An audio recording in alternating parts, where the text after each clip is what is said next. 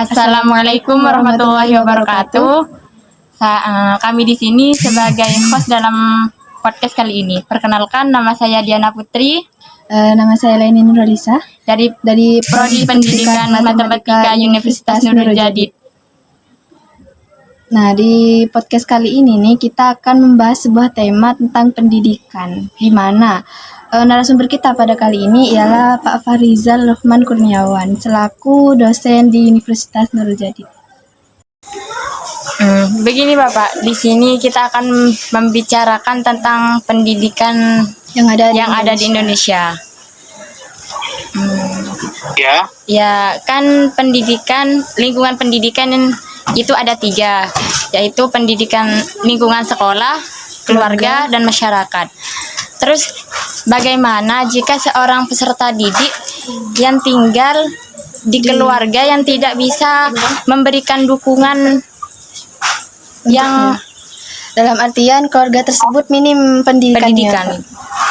Lantas bagaimana kita memberikan solusi terhadap peserta didik yang seperti itu, yang kekurangan motivasi dari keluarganya? Itu dilihat dari sudut pandang mana? Keluarga atau saya sebagai guru atau masyarakat? Argumentasi Bapak sebagai guru. Argumen sebagai guru. Iya. Kalau sebagai guru, kalau saya melihat siswa yang tidak mampu dari keluarga, kita kan bisa mengajukan dana bantuan untuk keluarga miskin kan Mbak, dengan program kartu Indonesia Pintar kalau nggak salah. Iya. Nah itu yang jelas didata dulu, dimasukkan ke desa, lalu nanti dari desa akan ada suatu rekomendasi, lalu berkoordinasi dengan sekolah, sehingga nantinya ketika sudah koordinasikan dengan sekolah dan pihak yang bersangkutan seperti dinas sosial dan lain-lain, nanti siswanya itu akan bisa mendapatkan bantuan hingga siswa itu bisa sekolah. Lantas gimana kalau dukungan keluarga itu tidak mendukung atau membuat down peserta didik tersebut?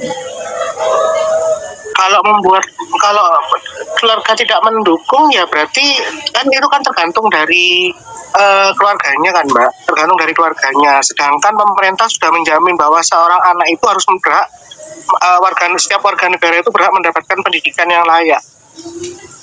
Jadi itu sudah tertera, itu hak asasi manusia. Perkara nanti keluarganya tidak mendukung dan lain-lain, itu ya terserah dari pihak keluarganya sendiri.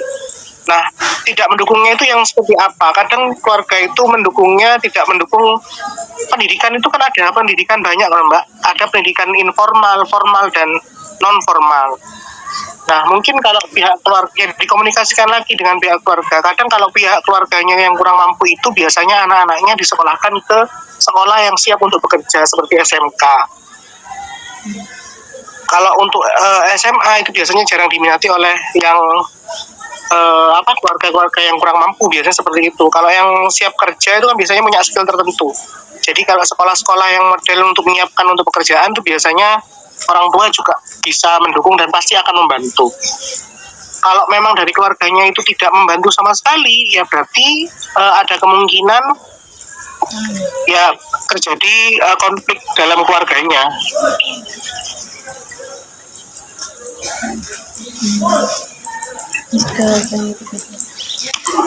Pertanyaan berikutnya Pak, bagaimana solusinya? Kan kalau di Indonesia sendiri itu biasanya nilai itu atau IPK menjadi salah satu patokan anak itu dianggap cerdas atau anak itu dianggap mampu, padahal sebenarnya nilai itu kan belum tentu murni dari anak tersebut, bisa dari hasil nyontek atau kerjasama. Maksudnya gimana Bu? IPK kuliahan, indeks prestasi kumulatif? Iya Pak.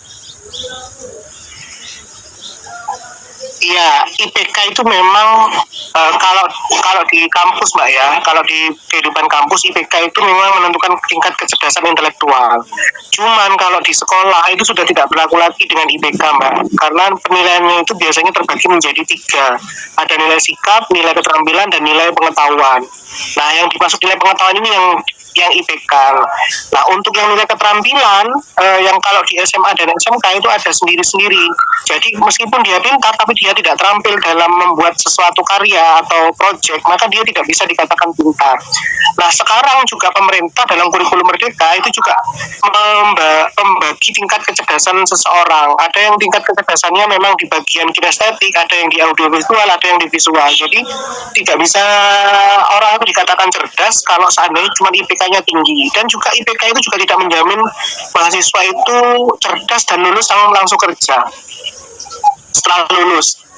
Jadi menurut saya anggapan itu sangat salah sekali, karena di kurikulum Merdeka yang dicanangkan pemerintah sekarang itu malah justru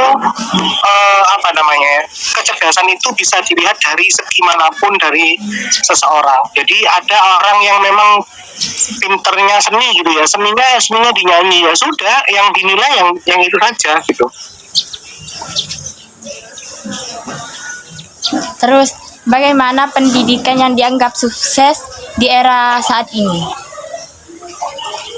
Pendidikan yang dianggap sukses kalau menurut saya ya indikatornya harus mencerminkan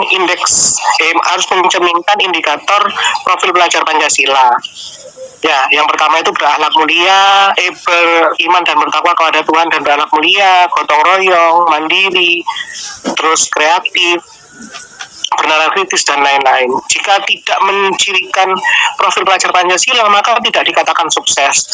Namun sukses itu biasanya dari sudut pandang orang itu berbeda-beda. Ada yang sukses itu dikatakan pokoknya sholatnya pateng, masih kerja nggak apa-apa, pokoknya yang penting sholatnya pateng gitu kan. Ada yang seperti itu. Ada yang dianggap sukses itu kalau dia itu bisa bangun rumah. Ada yang dianggap sukses itu kalau seandainya dia itu bisa menyekolahkan anak-anaknya. Ada yang dianggap sukses itu yang bisa beli tanah dan lain-lain. Sukses itu sendiri juga menurut saya juga tergantung dari sudut pandangnya.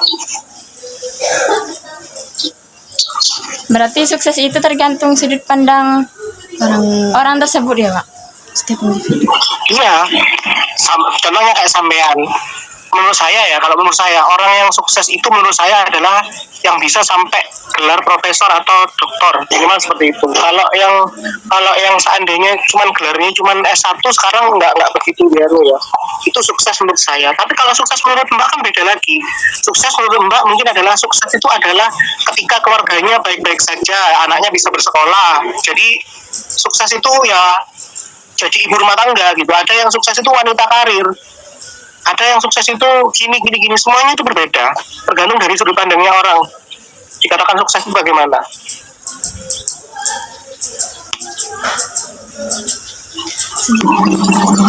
Selanjutnya, bagaimana argumentasi Bapak terkait kurikulum di Indonesia yang selalu berubah-ubah?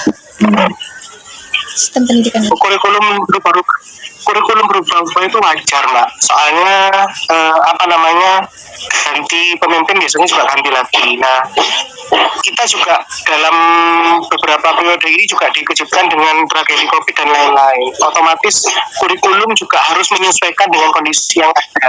Jadi tidak bisa dipaksakan kurikulum yang lama dengan kurikulum yang pada saat pandemi dan setelah pandemi, karena pasti semuanya berbeda, maka harus menyesuaikan.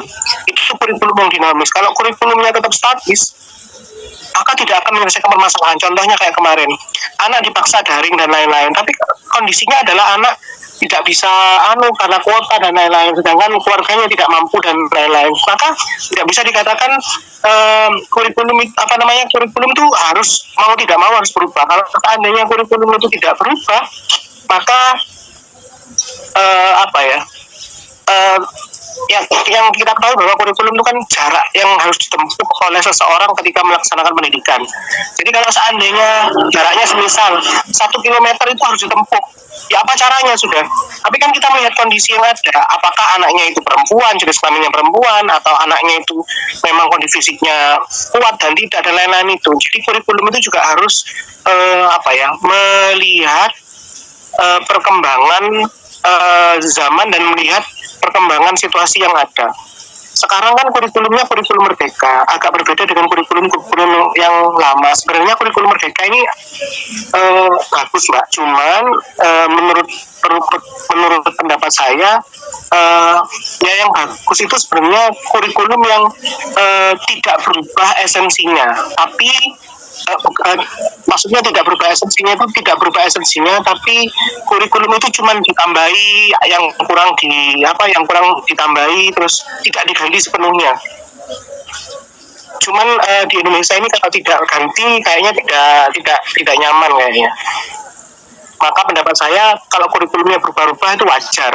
Saya sebagai guru juga mau tidak mau guru itu harus memiliki perilaku pembelajar sepanjang hayat. Maka guru itu harus siap dalam kondisi apapun. Kurikulumnya berganti, guru juga harus siap untuk mengikuti arahan dari pusat. Lantas bagaimana jika ada sekolah yang sistem pendidikannya itu tidak menyesuaikan dengan perkembangan zaman saat ini? Nggak mungkin, karena kan setiap satu semester akan dikontrol oleh Dinas Pendidikan melalui pengawas. Nggak mungkin kalau seandainya mereka menggunakan sistem yang sendiri. Pasti pendidikan yang ada di lingkungan Dinas Pendidikan, baik di provinsi maupun di pasti akan mengikuti arahan.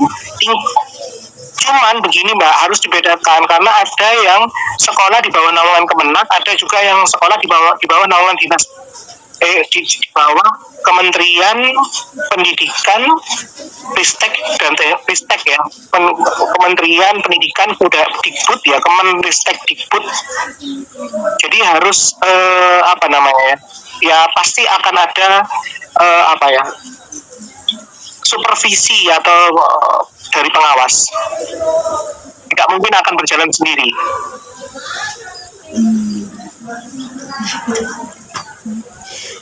Baik Pak, sekian pertanyaannya. Mungkin hanya ini. Iya.